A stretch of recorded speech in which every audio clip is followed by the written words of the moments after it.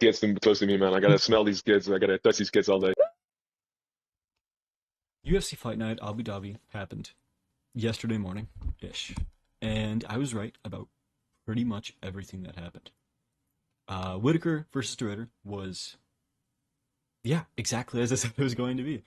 A nightmare matchup for both guys because of how stylistically opposed they are. Whittaker looked great in the first round, which, while DeRidder did have success, was to me like an indicator that Whittaker was probably going to continue winning rounds, just based off the fact that DeRidder usually has his strongest rounds in the first one, two, maybe three rounds, and then generally seems to fade or slow down a bit. And Whittaker seems to put things together a lot more in the later rounds, especially if there's something awkward about the matchup. He usually takes a few rounds to really figure it out. And I guess you can say we did, to a degree, see that because it, I guess, took it took a couple minutes for Whittaker to realize how to drop this guy off after throwing a naked knee for the 100th time, but that wasn't really how this fight played out. Instead, DeRidder's body work was just completely crumpling Whittaker. I don't think he was washed. I don't think Whittaker looked too washed. He kind of looked how Whittaker always does, because when he's hurt, he fights really safe. But the issue is he was hurt the entire fight, which meant he was fighting safe the entire fight. I think Whittaker fighting safe was actually like a really, really important thing about this fight, in that he seemed to be doing everything possible to not even get near a position where he could get finished, which is good for staying safe and for, squeaking out to see the other end of the round. But the issue is that he was doing this the entire fight, right? Whittaker didn't throw any head kicks. That's one example. Likely because, other than throwing head kicks against a tall guy is awkward, but he, managed to throw like 100 or at least try 100 against Adesanya. It was, I think, more so that he just didn't want to throw kicks against somebody that would like catch kicks and like try to use them to take him down. Except Whittaker, half of his game is the kicks he throws. I mean, he is a puncher, but his game is all about mixing things up, and he wasn't able to mix things up because of just fear of throwing something that could get caught, and because he shut off one of the valves of options that he had with using his legs. It meant that the options he was left with were just more predictable. He would land jabs occasionally. One thing I did point out was how against Adesanya, when Whittaker's fighting somebody tall, he's forced to use good options instead of maybe the cooler ones and more impactful ones, like he threw against like Dricus or anybody else's size, but would kind of result in him getting caught. Instead, against Adesanya, because he already had so much reach to cover, he was kind of forced to jab even more than he usually does. And we did see him jab a lot against Ritter and have a lot of success. But the problem is the fact that he was only ever using a few weapons, and being his hands, just left him so open for like the intercepting knees that DeRidder does.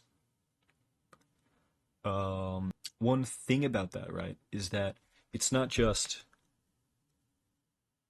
the fact that DeRidder's knees are thrown in the intercepting motions, right? It's not just as simple as like, oh, Whittaker's a guy who blitzes in, and DeRidder throws knees when people blitz in.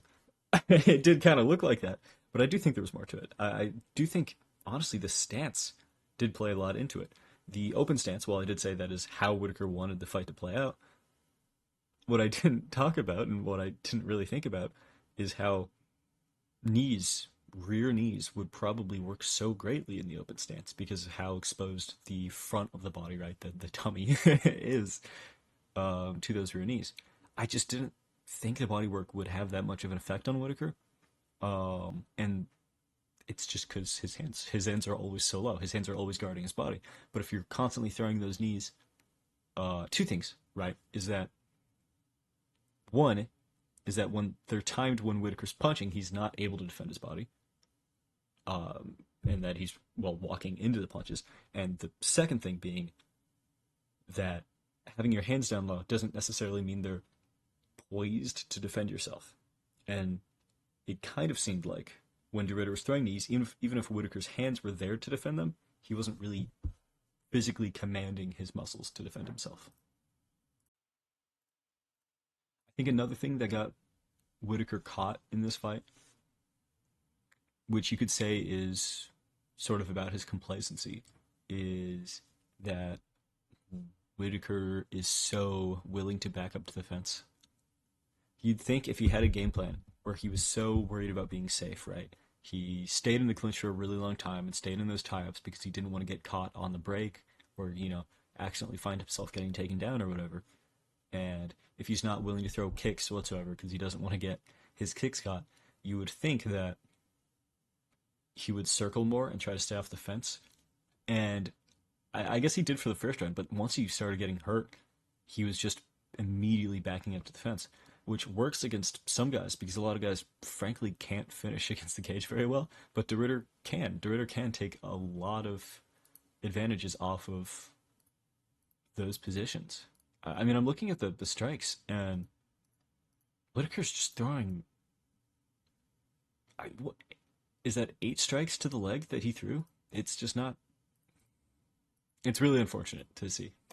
It's just DeRidder doesn't even move his legs, and I did see DeRidder check leg kicks, or at least try to, and he looked pretty good doing it. And I have seen him do it before, but we've not really seen him deal with the stomps. I don't know if Whittaker even threw a single stomp or a side kick or anything like that in this fight. I'm not even sure if I mentioned it in the video I made doing a breakdown of this, but I did have this constant thought that what if Whittaker did throw, like, oh no, I did mention this, right? What if Whittaker throws a kick in too close of a range and DeRidder catches it? That's the issue, is that Whittaker went a step further, right? And he just didn't throw anything. It was such a hard performance to use to measure things, right? It's hard to know if I feel like DeRidder is any better than he was in the GM3 fight. It's hard to know if this version of Whittaker is washed or if it was just bad stylistic decisions or what. One thing Whittaker did do a good job of is completely avoiding like any of the front headlock scenarios. He pretty much completely avoided all the darces and guillotines and stuff like that. They didn't give DeRidder a single submission attempt in this fight, which may as well be true. They also didn't give Whittaker a knockdown in this fight, according to UFC stats. And they also didn't give DeRidder any takedowns. Wow, that is insane. That is insane. That is so weird. But the Whittaker's the red guy. Yeah, that's so strange.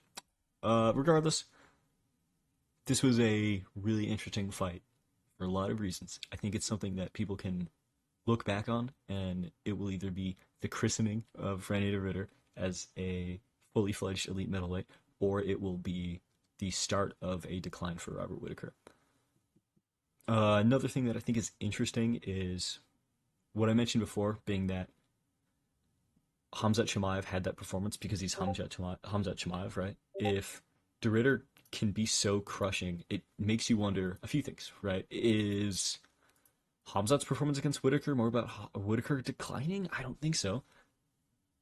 Is DeRidder that physically imposing? I guess so. I mean, he is fucking huge. He's like 220, maybe 230 pounds, honestly. But yeah, so DeRidder's continuous, just really relentless body work won him this fight. In the 5th round, which I think it was probably 2-2 going into, Whittaker had a lot of opportunities, and he just couldn't do a lot with them because he was so fatigued. And he was so fatigued the entire fight that it just seemed like he was completely in safe mode. Oh my god! Sorry, I'm just thinking about this fight, and there's 1,000 things that I said would happen and did happen. For example, Whittaker went to the ground after being hurt to the body. Like, his whole game, right, is about his whole defensive game, his whole game when he's hurt or when he's rocked is about finding every way possible to stay up. That's why he backs up to the fence so much. But when DeRidder hit him to the body, Whittaker fell over. Whittaker pulled himself into bottom half guard. Sorry. When it came to the grappling, I think a lot of what I said was pretty true. I did find a few things interesting though. Whittaker went for the butterfly hooks, and the butterfly hooks are good, and they are very cool for MMA, but they seem to just suck against people who are much bigger than you.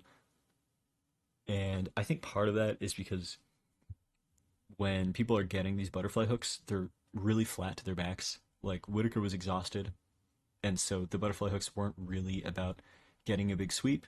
They were kind of just about threatening the idea of a butterfly hook. Sort of like if DeRidder just like had his arm around Whittaker's neck and wasn't really doing anything with it, just like saying, "Hey, don't move, because maybe I'll do this. Maybe I'll sweep you. Maybe I'll choke you. Whatever." But I think the butterfly hooks was the wrong thing. I think he could have been a lot more active with his decisions on the guard. But again, he was fucking hurt to the body over and over and over again. So it's hard to say. Oh wait, now they have 2 takedowns for DeRidder. I swear. Oh, and they gave Whittaker his knockdown. That's awesome. Anyways, yeah, that's the fight. I think DeRidder fights next. Maybe I'll do a video about that actually, so I won't say anything. Moving on to Yahyah versus Marcus McGhee. This was weird to me because Marcus McGhee was a lot more active than I thought he would be. And it could just be that he hides when he's fatigued really well, but he didn't seem to slow down too much in the fight. It was really just that in that 3rd round, he was scared of making the wrong decision. When Yahyah was holding that back clinch for almost the entire duration of the round, and he was throwing those little knees to the thigh, Marcus McGhee wasn't blocking his thigh. He was kind of just either A, putting his hand on Petr Yan's knee or putting his hand around his head, even though his head was all the way on the fence. And I called this out live when it was happening, and I felt so good about this. I was like, okay, Yahyah has the back body lock. He's either going to go for that one trip, I don't even know what it's called, where you switch your legs and like do like a little split and throw the person over your legs, or he's going to try and get a head kick off the clinch. And Yahyah knew this was going to happen because he's Yahyah, and Marcus McGhee also knew this was going to happen because he's fighting Petr Yan. And he just stayed in the clinch the entire duration because he's like, I don't want to fall for this dichotomy. And so Yahyah was like, okay, we don't have to. I'll just knee you in the thigh for 4 minutes. And that's basically what happened. I did think there was a chance that Yahyah may have broken his right hand. He was just throwing it a little awkwardly in the 2nd round, like towards the end of the 2nd round. And that may have explained his willingness to engage in the clinch for so long. I also was kind of wondering where those shifting straights were. I know he hasn't been throwing them as much in his recent fights compared to like his early UFC career, but they would have been great here. I think there was a few opportunities where Marcus McGhee was sort of circling without necessarily guarding himself very well, and Yahyah could have taken advantage of that. Yahyah would throw, and then Marcus McGhee would be like, okay, I blocked the first punch, now it's time to reset. And whenever Yahyah threw in combination, we saw how well it looked. It just seemed like he, for whatever reason, he was reluctant to throw in combination. In the 1st round, I think Marcus McGhee did win that round. I was really close. And the first thing I realized is that giving up space to Petr Yan in the 1st round is just a terrible idea. I know that's sort of Marcus McGhee's game, that he plays like a little against the fence and he'll sort of dance around and switch directions and then sting you with a hard low kick or jab or something like that. But even if he is fresh, it's just a bad idea. It's like if Kyler Phillips did that against Petr Yan. Like, yeah, Kyler Phillips' best round is his 1st round, but if he's spending his 1st round with his back up against the fence, it's only going to give Petr Yan, the slow guy, more space to work with. You're giving Petr Yan 90% of the octagon when your back is up to the fence. And that's just not something you ever want to do. So, yeah. Oh, and though he did, I think, win the 1st round, Marcus McGhee, just with, in the last 30 seconds, like, stinging him with that vertical uppercut.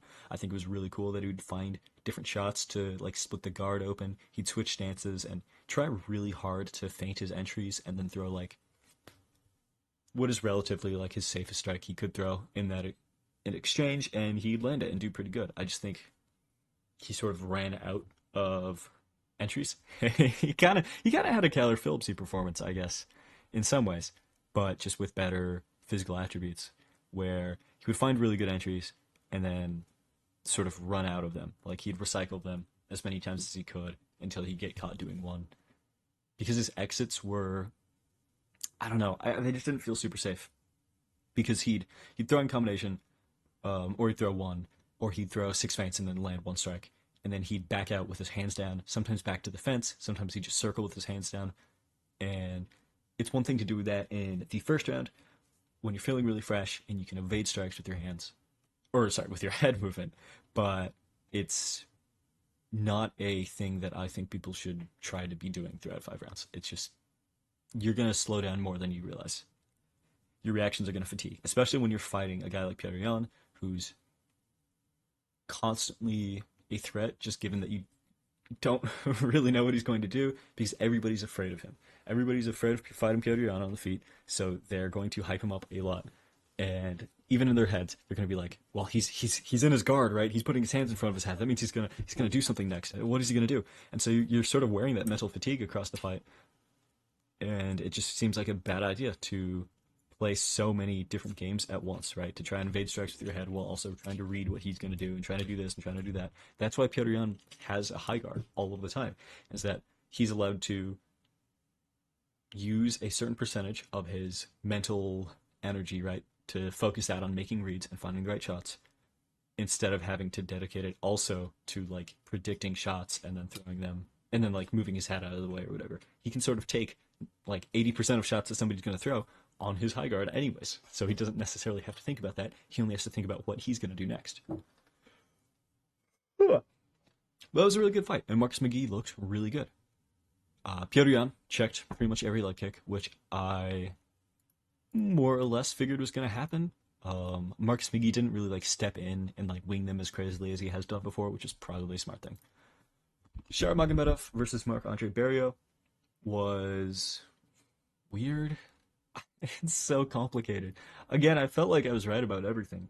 In that Marc-Andre Barriault was going to take advantage of forcing the clinch a lot. And he did, but he didn't do as good of a job of it as I thought he was. I'm not sure how old he is now. How old is Marc-Andre Barriault? How? Please. Please. Oh, they don't even list it on their... That is so smart that the UFC just wouldn't list people's ages, so you don't immediately see somebody and go, oh, he's fucking 50. But yeah, Shara Magomedov beat a 50-year-old. And you know what? He looked pretty good in some ways. He was throwing really good in the clinch, and he wasn't as brain dead with his kicks. I think his kicks were actually really good, even compared to normal, because I frankly don't like a lot of his kicks normally, but I really liked these. I think his placement was all really good. I loved his clinch game. I loved how he's forcing the tie plum really well, like the double collar tie or whatever. And Marc-Andre Barriault seemed to really struggle in the clinch, which is kind of his game. When he did catch Shara, he did do a lot of good work trying to capitalize on it, but again, he was doing the bad clinch work thing that a lot of people do, that I was talking about how Whittaker does a few days ago, and that's he just drives the guy straight into the fence, and that just lets Shara circle off. And Shara wasn't playing the stupid whizzer game. He did a few times, unfortunately, but whenever he would just play the college tie game, it was a lot easier for him to circle off. It's just really hard to circle off with the whizzer. I think Whittaker was also doing that. I think a few guys were doing that tonight. It's like as fighters are learning what the whizzer is more and more, they just keep trying to use that as a like get out of jail free card for the clinch, and that's not the case at all. It keeps you in the clinch. Barriault's takedowns were bad. Let's see, what else? Oh yeah, Shara does this thing, right, where he is pushed up against the cage, so he just like lifts his lead leg up and puts it on you. He just puts it on your leg. And it always felt like a weird defense, you know, like when somebody's a beginner to like kickboxing or whatever, and so their defensive tactic is to just like shell up and also pick up their lead leg, and so it just makes them a sitting duck. I always got that thought when Shara would do that against the cage. He would just lift his leg and put it up and put it on you, but I did realize it is keeping the space between him and you a lot, which is giving him a little bit of freedom to throw those elbows and throw those knees and strikes in the clinch. Because I kind of realized he doesn't always need to escape the clinch, because his clinch striking is still really good. So yeah, I mean, he's like a scumbag and stuff, and I think he's corny and kind of hideous looking. But other than that, I liked his elbows. I just wish Marc-Andre Barriault threw more than 3. Oh yeah, speaking of elbows, Whittaker threw like 3 elbows in the clinch, and they all landed and looked good. And then he just didn't throw any more. He was just playing way too safe in the clinch. It was really upsetting. All right. Asu Almabayev versus Jose Ochoa was probably the right decision. I know it does say Jose Ochoa doubled his significant strikes, which is probably worth something. He also did have the submission attempts. I guess they're tied on sub attempts, but I feel like Ochoa's were closer. Oh, there was something weird about this fight. There was something really weird about this fight. When Asu was taking the back and he was going for those rear naked chokes, I don't know why, but they would slide up to the front of Jose Ochoa's face so easily. I have no idea why. Because he would have them completely locked in, like under the chin and like all 100% around the neck, and then they would just slide up Jose Ochoa's chin. And Jose Ochoa has a huge fucking chin, so if anything, it should be actually really easy to keep them under there. But for whatever reason, they were sliding a lot. That was something I was noticing. In the striking, it was sort of as I thought it was going to be. Jose Ochoa looked better. He's really just not afraid of anybody, which is so good, especially against like a pressure grappler like Almabayev. He's really able to back Asu up.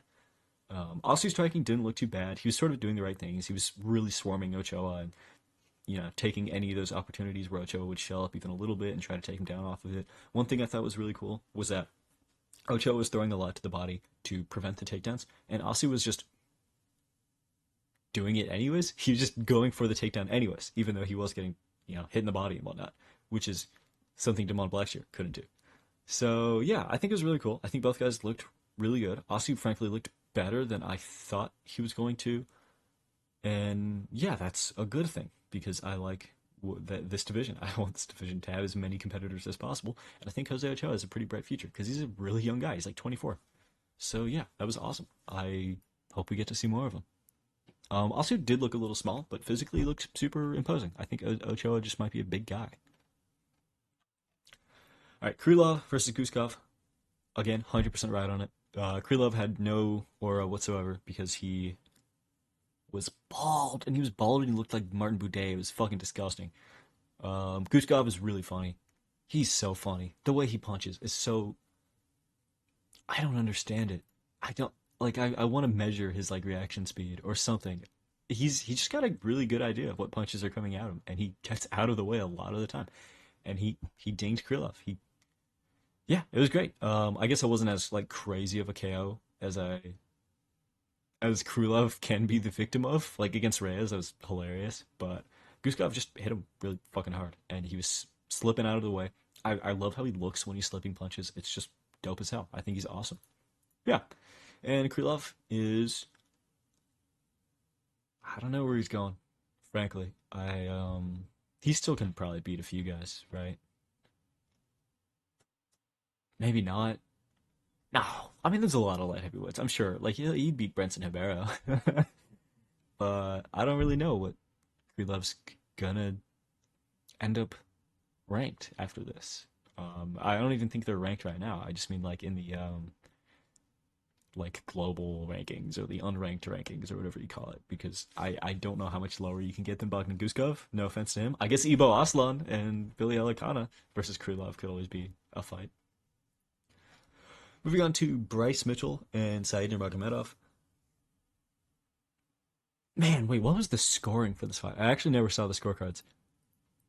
Because round one, Said doubles him in strikes, and that's when he got the knee, right? So that was a definite Said round. Said also looked pretty strong in the clinch. I think Bryce did also look strong himself.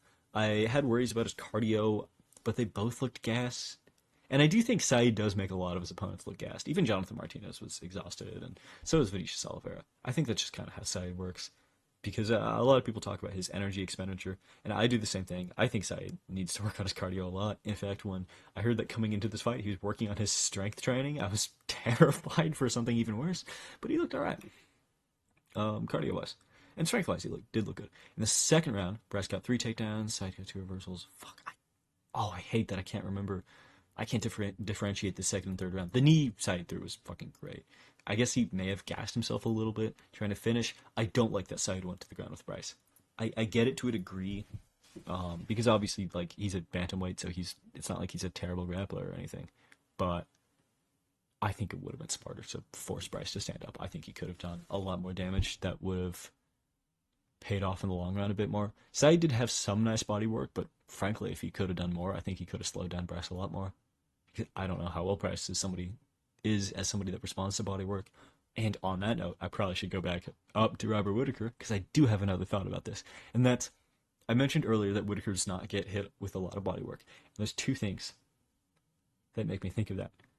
And one is that he had like a gut surgery a long time ago, so I do wonder how that relates to his body health. Brock Lesnar had that weird gut thing going on, and he had no body conditioning.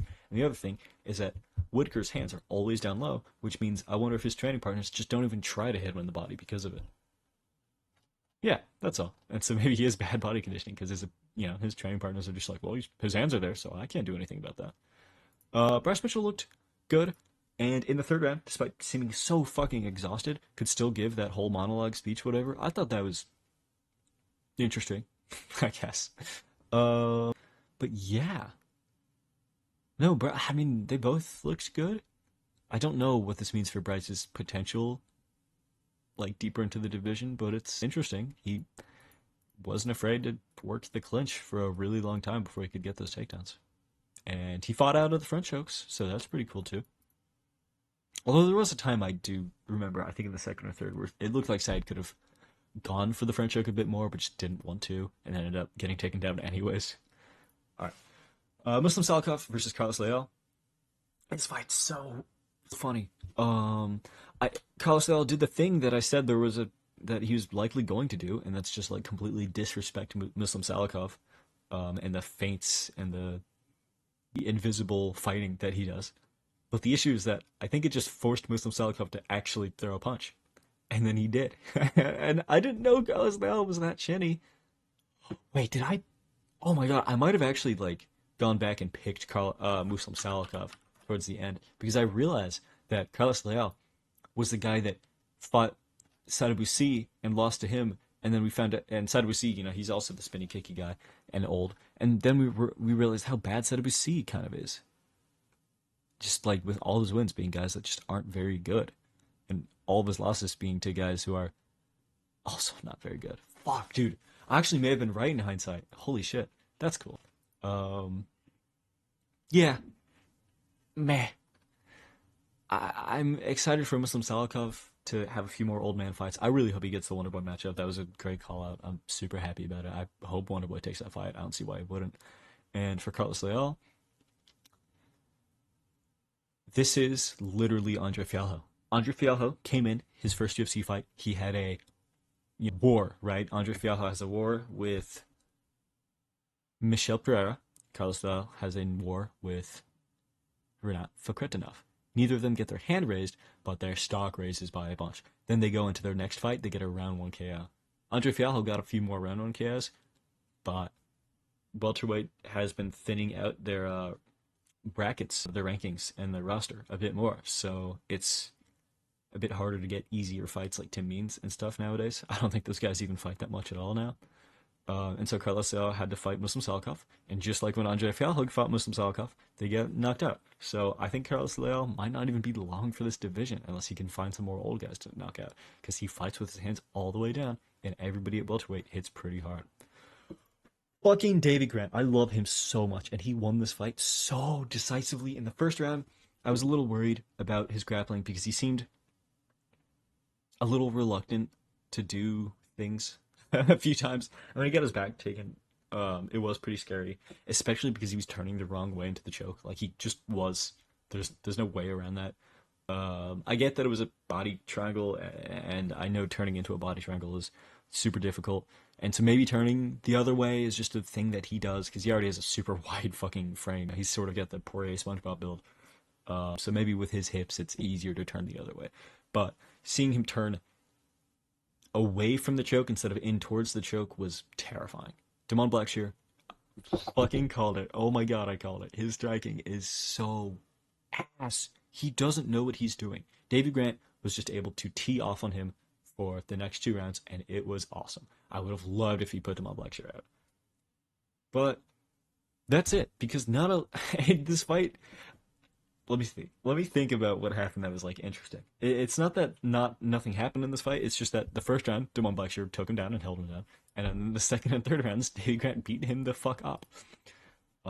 But I can say that David Grant's footwork was a lot. He was moving side to side, he was switching stances, moving forwards and backwards a lot, and I do think that made it very hard for Damon Blackshear to lock down on David Grant. And just like I called it, Damon Blackshear can look good against a heavy bag, right? Martin Buday could throw a spinning kick against a heavy bag if he wanted to.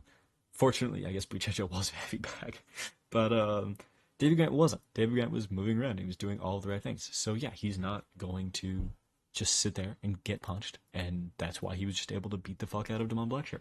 He was starting to stretch the body, and he was throwing hooks to the body, and all that looked great, and it did seem like Damon Blackshear did not want to ever go down and try and eat like a punch to the face, even on accident. So yeah, he just let David Grant tee off on him. Ribas versus Ricci was funny. Ribas did a cool few things. The spinning wheel kick did land it from what I recall, but just not with any force because WMMA.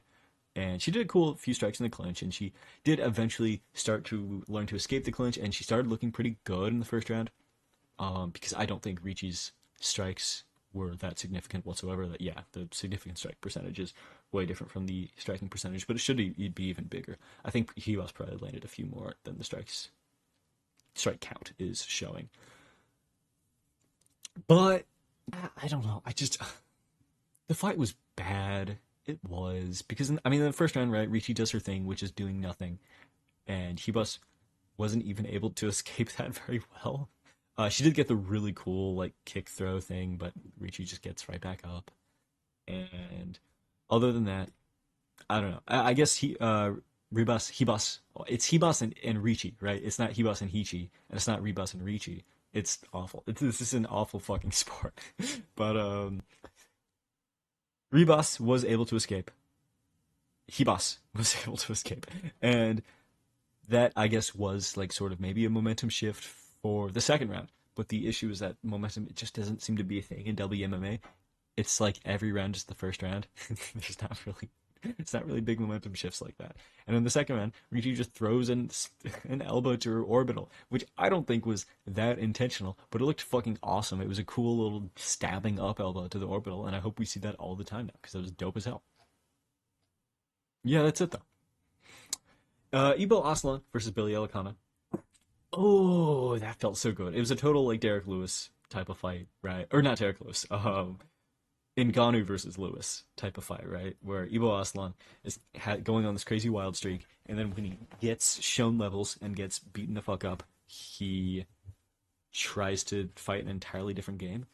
And I guess Billy Elekana used to train with Ankalaev, and now Aslan trains with Ankalaev's guys, and so maybe they saw something in like that southpaw stance or whatever, or like the open stance or whatever that Ankalaev was able to do against Elekana, and maybe Ankalaev was able to have a lot of success, and they're like, oh, Ibo can do that, but Ibo is not Magomed Ankalaev. And sometimes I think it's worth noting when you're doing any kind of tape study, or and whether that's like for your team or fighters or just for fun fight analysis, it's worth noting like, is this guy having success because of the stance, right? Is this guy having success because of the type of punches he's throwing, or is he having success because he's Drickus, right? Or because he's Magomed Ankalaev, or because he's X guy? And I think whatever they saw against Ankalaev and Billy Elekana was more likely than not because Magomed Ankalaev is Magomed Ankalaev. Billy Elekana just outstruck him for 3 rounds, and the commentators were actually fucking horrendous. They were terrible about this. They kept saying like it was a boring fight, which sure, I guess. I mean, I watched it, but it was more so the idea that it was even somewhat close. It was not close whatsoever. Billy Elekana was completely winning all 3 of these rounds, very, very significantly. And Ibo Aslan was doing nothing. And they kept saying, well, both these guys need to step it up. No, they don't. I mean, Aslan absolutely needs to step it up. Aslan absolutely needs to change something. Billy Elekana did not whatsoever. And he won that pretty clearly. So yeah, boom. Another W for the Guskov fan base, because now Guskov looks even better. All right, Muhammad Yahyah versus Stephen Nguyen. I said Steve would win, and that was like a 3-second prediction, and I was right. Steve won. Muhammad Yahyah has heart, I guess, but he's not good. He's not good. He isn't. He doesn't have good training partners. Like, I don't know who he trains with, but they're not good. Stephen Nguyen. I don't know. I don't even know what to think of Steven Nguyen. I've actually seen him look decent. I get that General Aarons is a guy a lot of people don't think is good. I think General Aarons actually was a cool striker and did a lot of cool things. I like that Nguyen is high output, and it seems like he had some pop in his shots in this fight, but it was against Muhammad Yahyah, so I don't even know. So yeah, I have no thoughts about these guys and their features. Buday versus Buchecha sucked, I guess. It may have been a robbery, actually. Maybe not. The significant strikes are dead even here. I guess I remember Buchecha throwing a shot that kind of stumbled Buday more than Buday was really able to do against Buchecha in the first round. But I could be wrong. Second round, Buchecha gets the takedown, top control. And yeah, looks pretty good for most of it until like the reversal at the end. And then in the third round, Buchecha is so tired. Dude, look at his build. Buday looks like a guy his size. Buchecha doesn't.